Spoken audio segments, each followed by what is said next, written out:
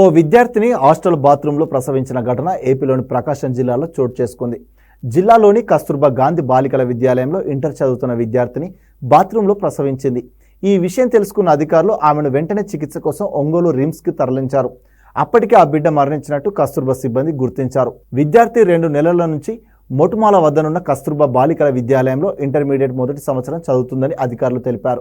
విద్యాలయంలో చేరినప్పటికే బాలిక గర్భం దాల్చినట్టు పోలీసులు అనుమానిస్తున్నారు. ఈ ఘటనపై కేసు నమోదు చేసుకుని విచారణ జరుపుతున్నారు. ఆమెను లైంగికంగా లొంగదీసుకున్న వ్యక్తి కోసం పోలీసులు గాలిస్తున్నారు. ఈ ఘటనకు సంబంధించి పూర్తి వివరాలు తెలియాల్సి ఉంది.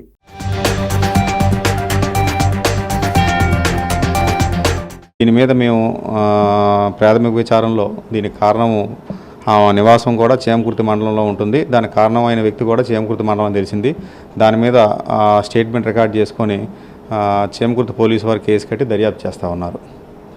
ఆ అబ్బాయి పుట్టిన బిడ్డ చనిపోయాడని చెప్పి డాక్టర్ నిర్ధారించారు. తదుపరి విచారణలో ఏందనేది తెలియ రావాల్సి ఉంటుంది.